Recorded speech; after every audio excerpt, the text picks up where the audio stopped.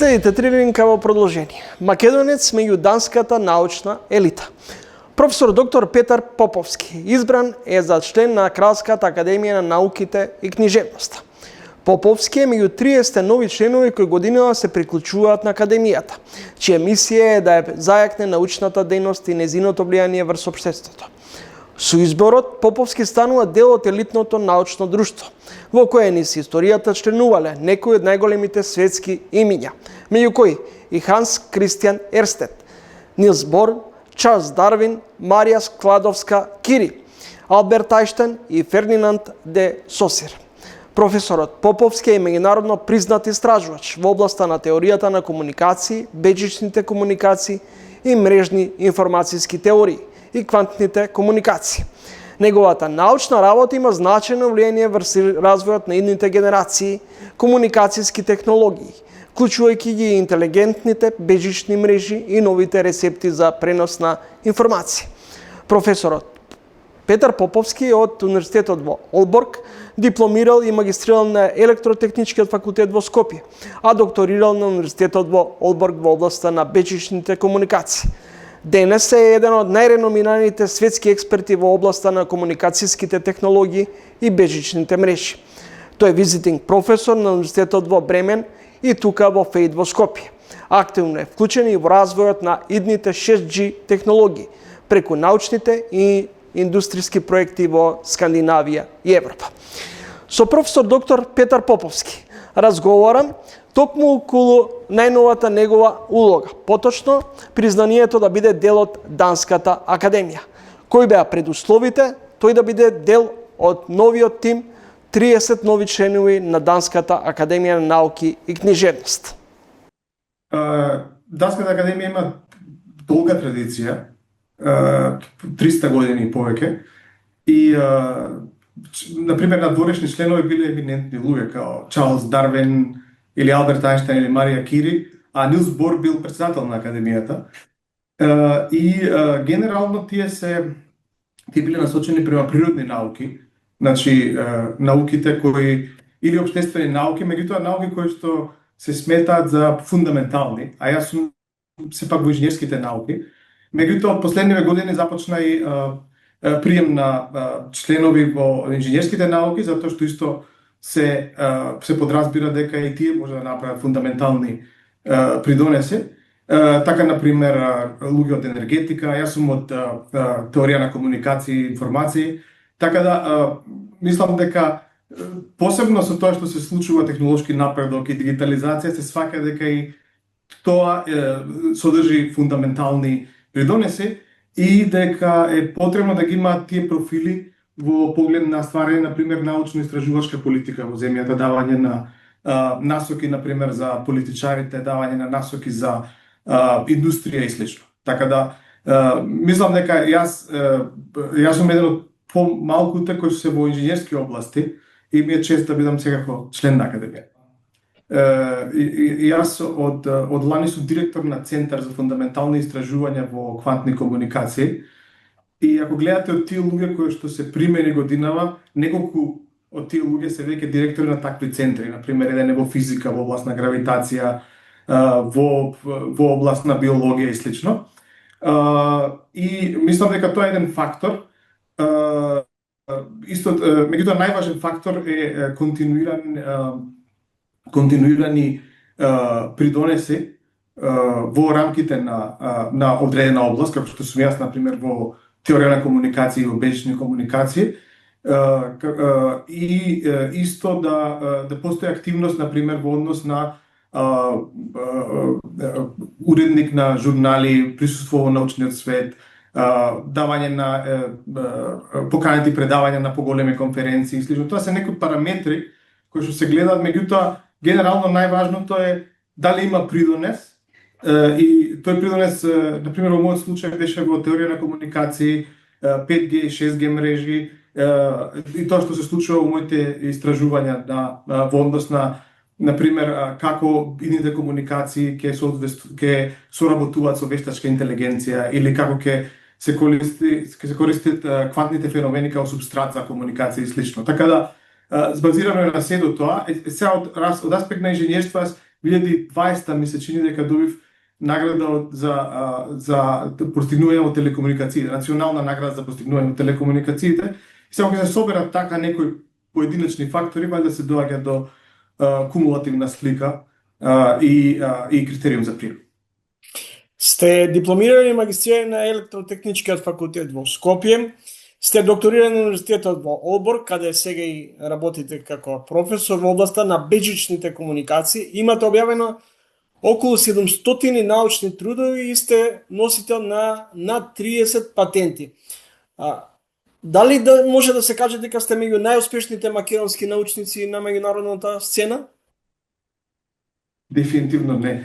Затоа што прво и според мене, и според објективни критериуми, нели? Затоа што според мене, знаете како, има различни параметри и во секој параметар ќе најдете некој кој што постигнал повеќе. Например, во типови на проекти, во типови на публикации, во типови на, не знам, кој успел со стартап компанија, некој успел да од тие иновации да направи голема компанија која што после ќе порасне и сето тоа. Јас, например, се пробав со стартап компанија пред 10 години, меѓутоа после 6 години требаше да ја затвориме затоа што не беше интересно. Да издрживме можда уште 3 години, ќе беше многу интересно затоа што работевме со детекција на дронови. И сакам да кажам дека воглавном академскиот пат е полн со неуспеси и одбивања и од време на време со по некој успех. И мислам дека треба човек да научи да се челичи и како да работи со тие. Така да е многу тешко да се каже најуспешен според мои критериуми и според објективни. Мислам, не е дека се некои институции мерат кои се наши најуспешни научници па доделуваат признание или така да во ниеден случај не мислам дека е така. Мислам најважен е надпреварот со самиот себе, да се погледам пред една година дали во тие 365 дена успев да направам нешто повеќе, да научам нешто повеќе или да уште можам да придонесам нешто повеќе во знаење во однос на тоа што можев минатата година. Дали ова признание за член на Данската академија всушност е потврда дека нашите македонските научници се успешни надвор од границите на државата и меѓународно признати и етаблирани одлично? Во некој случај признание за таа едукација која што сме ја добиле на додипломски и магистерски во Македонија, затоа што сепак научната кариера ја направив надвор тука во Македонија. Мислам дека знаете како дистрибуцијата на луѓе кои што може да придонесат е веројатно секаде иста, во секоја земја следи некоја распределба. И не е веројатно ништо посебно да е човек од една или од друга земја во тоа дека е поуспешен од другите. Мислам дека главната работа е дали се дава можност да се работи во некоја област, дали се има пристап до да речам уреди, до системи, дали системот е кондуктивен за луѓе кои што сакаат да придонесуваат кон наука. Знаете, некогаш, например, може да биде дека не се дава доволна голема слобода за истражување, човек се фокусира на пократкорочни проекти, соработка со индустрија, да речам иновации со индустрија или па се фокусира на образование. Јас не викам дека тоа е лошо. Јас бев во мојот случај ми се чини дека бев среќен што во додипломските студии на Електротехнички факултет да добивме неверојатна добра основа. И повеќе малте некако научници отколку како инженери. И после тоа системот, да речам, надвор и тоа што работев беше можда погоден, кондуктивен за тие идеи кои што ги имав.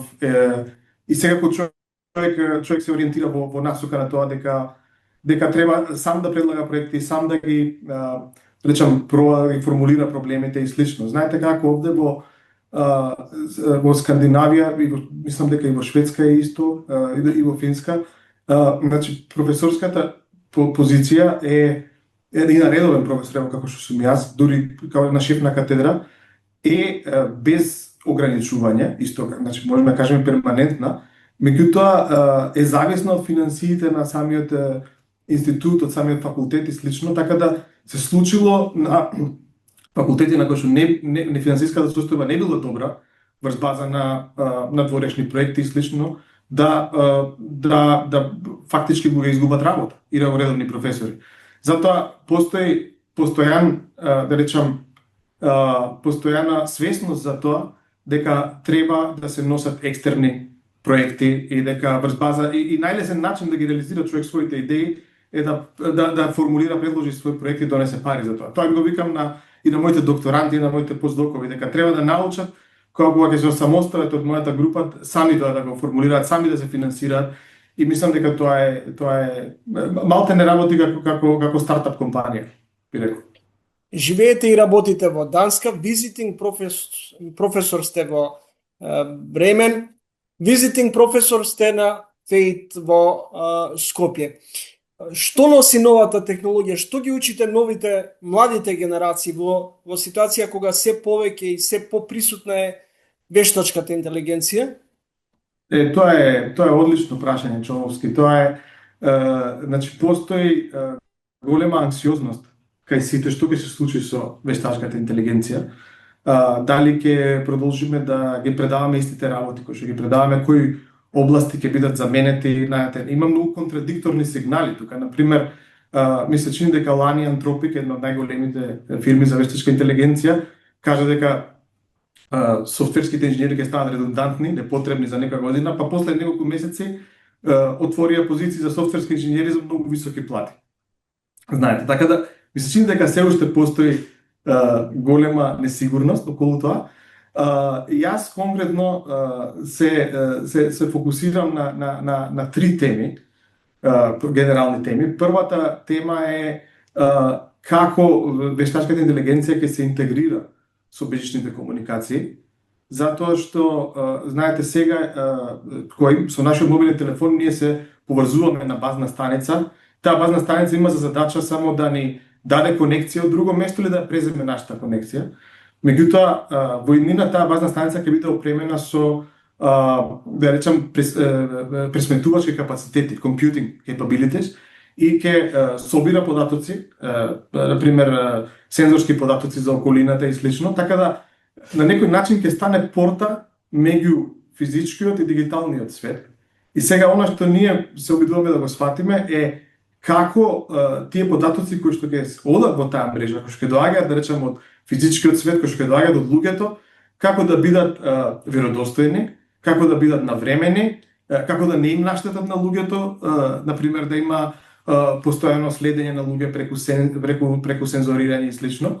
Тоа е едно прашање со кое што работиме. Второто прашање, кое што е, да речам,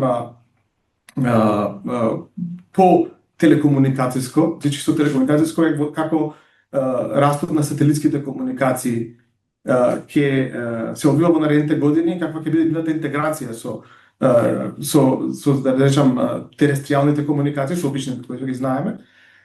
Се сите нормално збора за SpaceX, кој што лансира многу сателити, меѓутоа Европа има конкурентен систем кој што ќе се лансира за некоја година и е многу поинаку замислен да ги поддржи владите, војските, сигурностни системи во Европа и слично.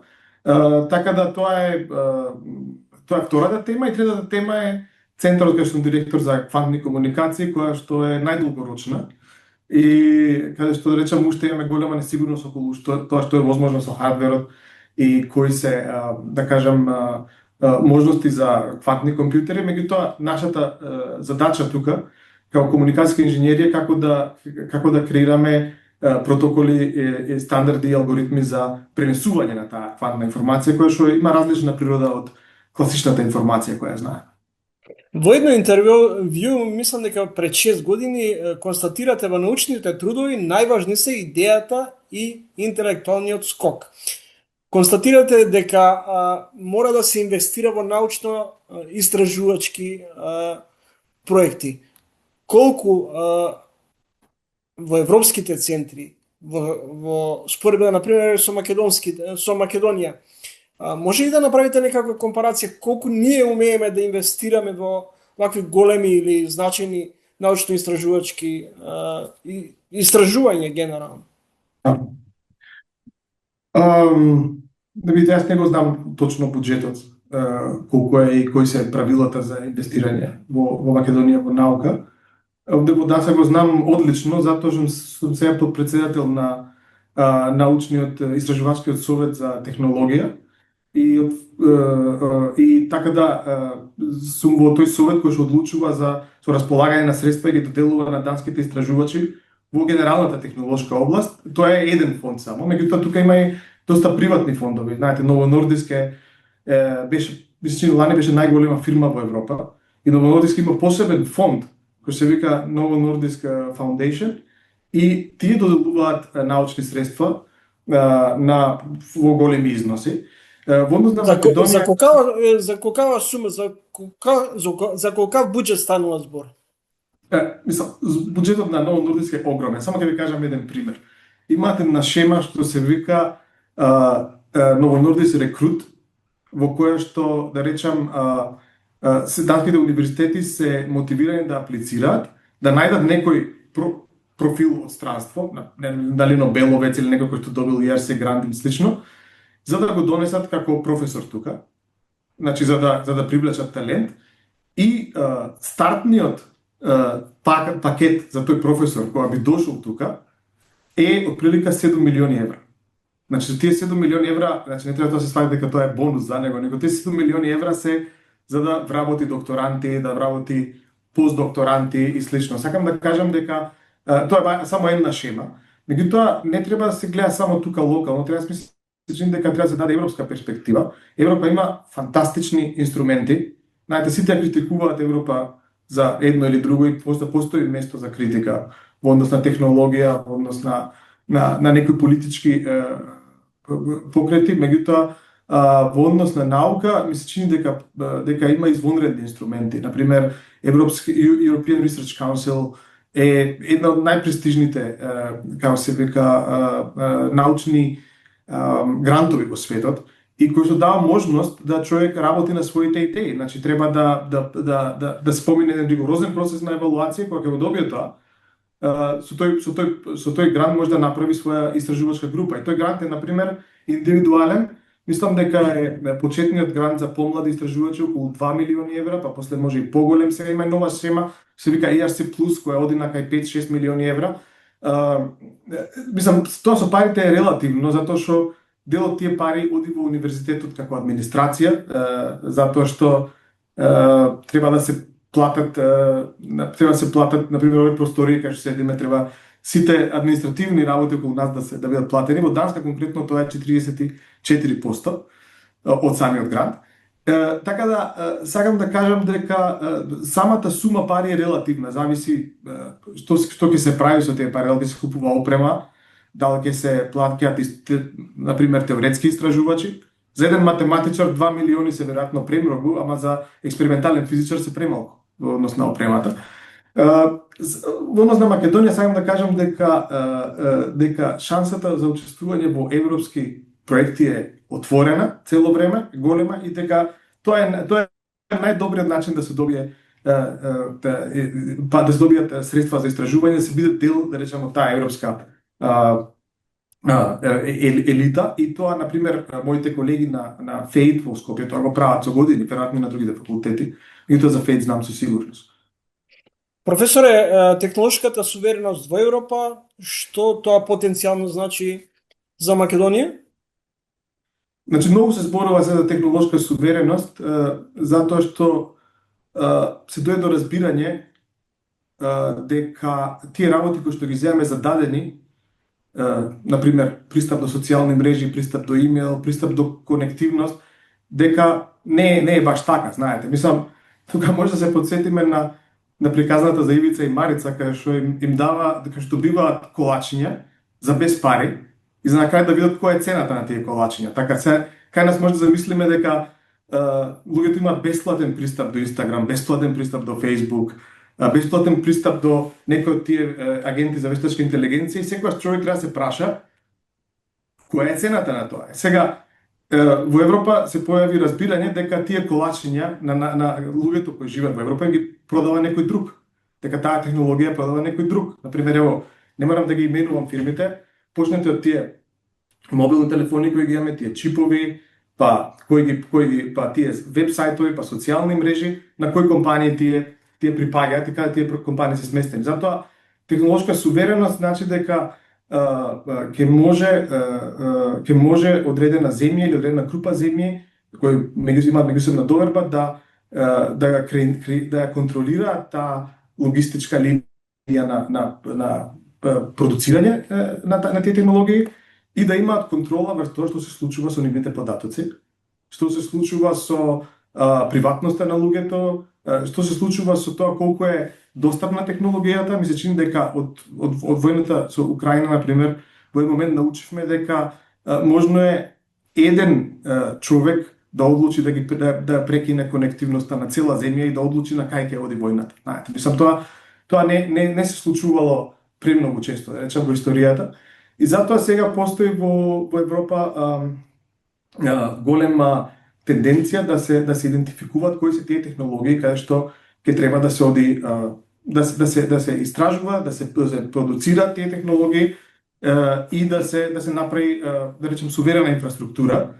Например, во производството на чипови постојат три клучни компании во светот. Едната е тајванската TSMC, која ги прави чиповите, има фирми од Америка кои прават софтверот за продуцирање на чипови, за проекција на чипови. Меѓутоа има една европска фирма од Холандија, ASML, која што ги прави машините за само продуцирање на чипови. Тоа е една од највисоките технологии која постои во светот и таа е баш лоцирана и, да речем, креирана во Европа. И сега поентата е како европски производители на чип ќе ја искористат таа да одат понатаму. И друга тенденција е дека се гледа голема соработка меѓу европските земји. Например, овде во северот има голема соработка меѓу Данска, Шведска, Норвешка, Финска и дека почнуваат најте проекти на различни теми меѓу тие земји, плюс на европските проекти. Мислам дека она што во Македонија е битно тука е да проба да ги види можностите во таквите проекти и соработка со соседите, затоа што мислам дека има извонредни истражувачи и инженери и компании во сите наши соседи околу нас, само треба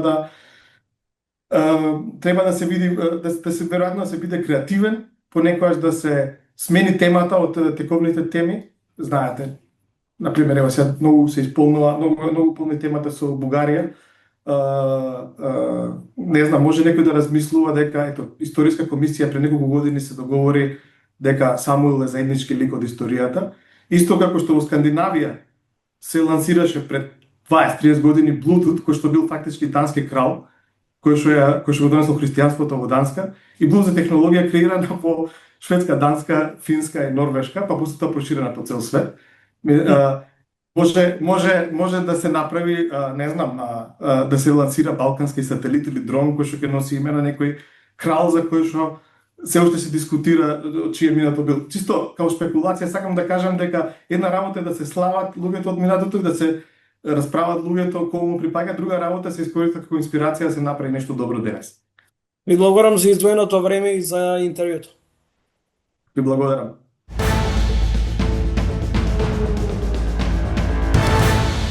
Историски кај нас, значи консолидација на партиите и како рековте окрупнување на фракциите и така натаму, настанува кога партијата ќе дојде на власт. Значи имаме докази дека тоа било случај и со Социјалдемократскиот сојуз и со ВМРО ДПМН. Така да за партија која е во опозиција после тежок изборен пораз, ова навистина представува еден сериозен предизвик.